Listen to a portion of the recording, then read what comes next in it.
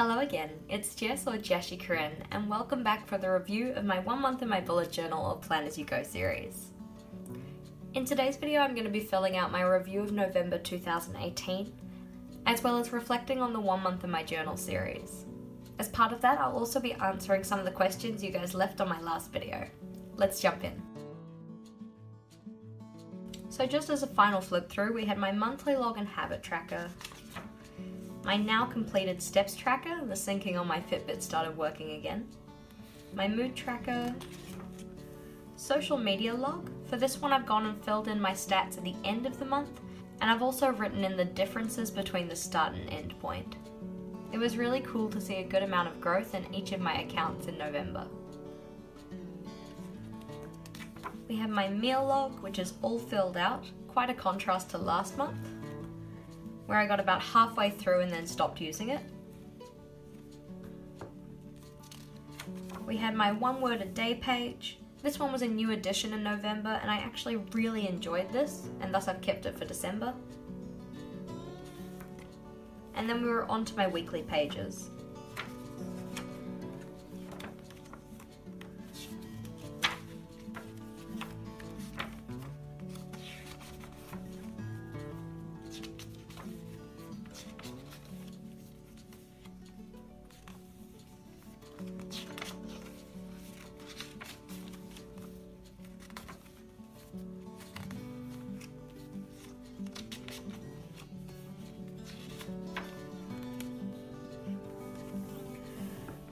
What I have set up this morning is my month in review page. Usually I do this on a double page spread, however because my journal pages are actually running out, I decided just to put this at the end of my last weekly. I have already filled this section in, but I'm going to go and fill in the rest now.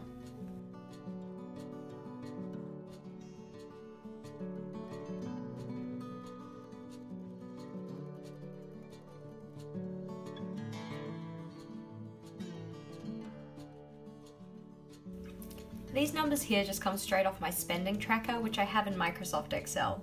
I use it as a way of keeping track of my spending in all of the various categories that I care to keep track of. As you can see, essentially what it is a giant spreadsheet that breaks down my spending in all of these different categories and subcategories. At the bottom of this I have a total for the month, which tells me how much money came in, how much went out, and then an overall total.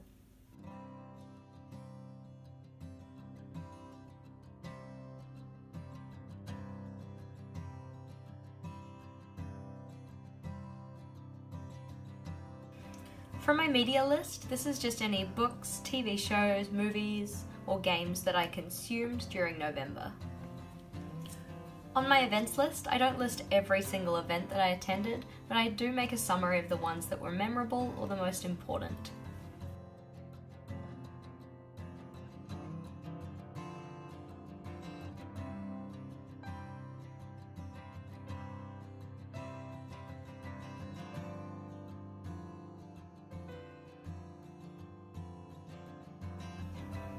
In terms of these two up here, these are the things in my journal that I really liked and the things in my journal I didn't like quite as much. This one's mainly about spreads, layouts, and how I used these.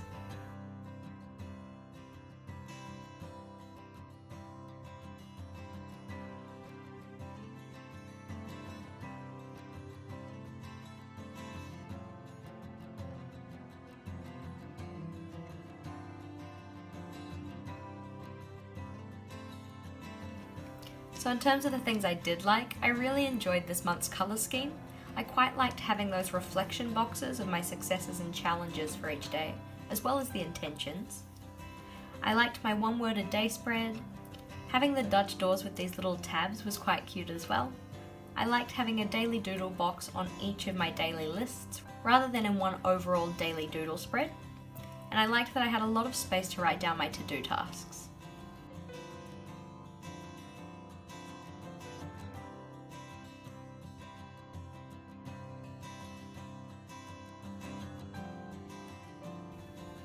In terms of the things I didn't like so much, I feel like this month I used quite a lot of pages. If you think about it, I have 1, 2, 3, 4 double page spreads for each of my weeklies, and that's 4 weeks within November. This means that I ended up going from page 104 all the way to 155. So 51 pages just for November. Of course, at the start of the month, that was actually one of my intentions. I wanted this journal to last me up to but not beyond December, and I didn't want to have too many pages wasted. But now I feel like I'm just a little bit too tight on pages for December. But it is okay, I do have enough to finish up the year. Another thing that I've been finding for November and also the past few months is that my weekly layouts are really similar, obviously because I'm using the same layout each week. But I'm the kind of person who really likes to change things up a lot more regularly, so for December, as you know, I'm doing a different layout each week. I also missed having my monthly notes section where I can just jot down ideas. I didn't really feel I could do that within these pages, even though technically there is a very large amount of space here, but I really just wanted to reserve this for to-do tasks. And then the last thing is that this type of layout is such a time suck. It takes a really long time to rule out all of these boxes for every single day, so that was something that wasn't ideal. I'm now going to go and fill in my lessons learned and to try section.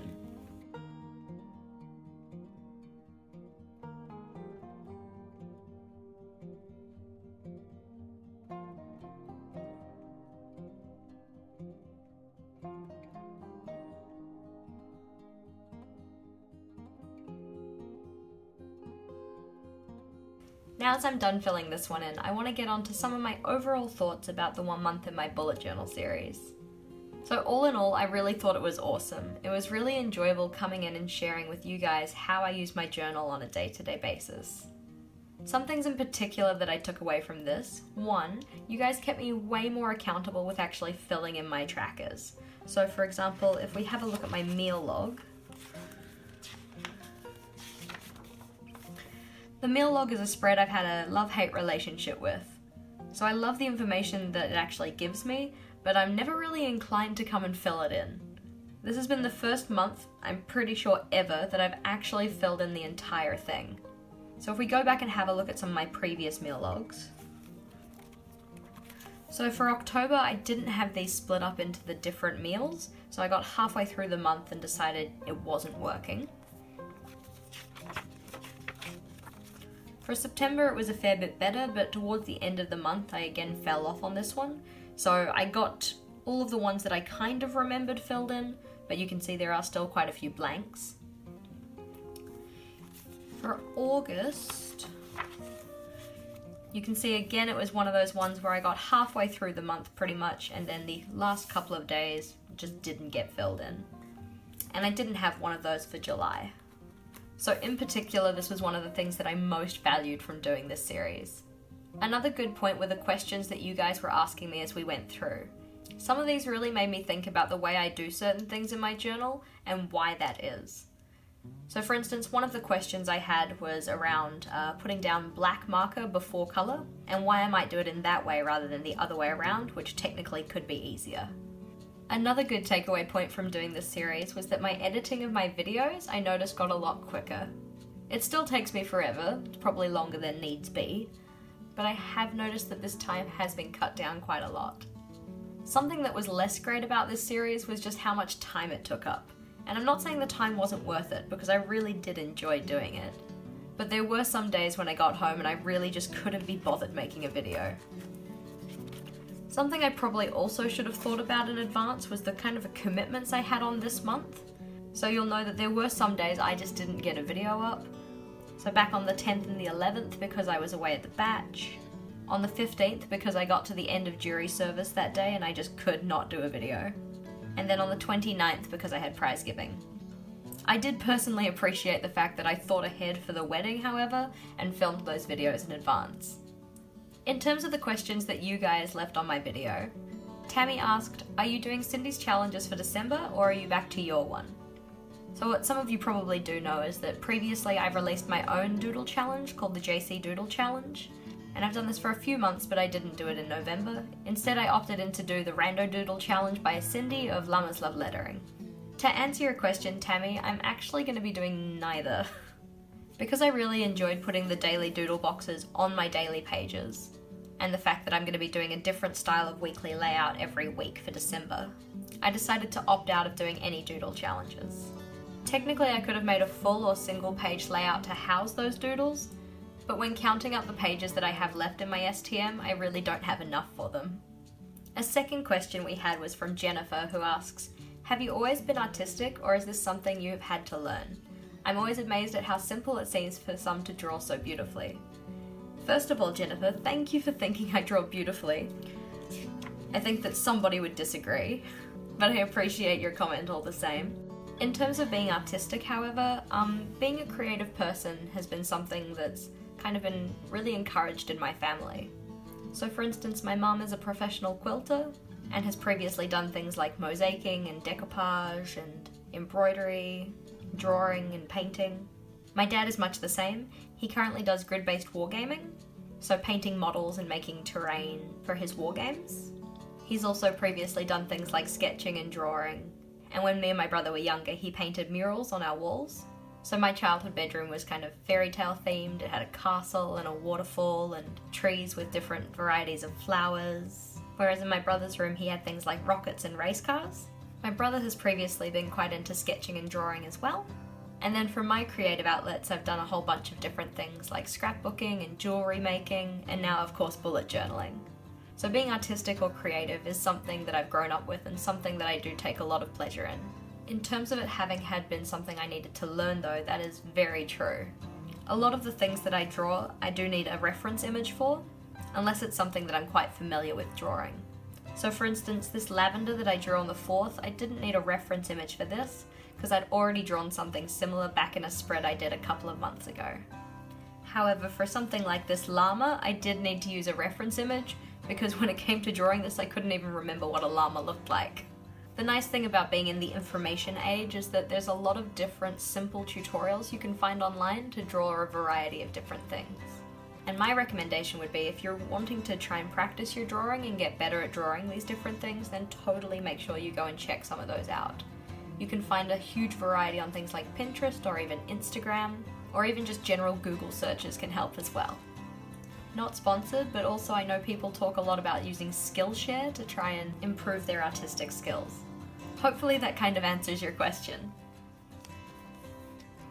That's where I'm going to leave it for today. Thank you guys so much for watching, and thank you for joining in with me for my 1 month in my bullet journal series. It's been really cool getting to interact with all of you on the comment section of those videos, and I'll see you again on Thursday for another weekly setup video. So until next time, bye!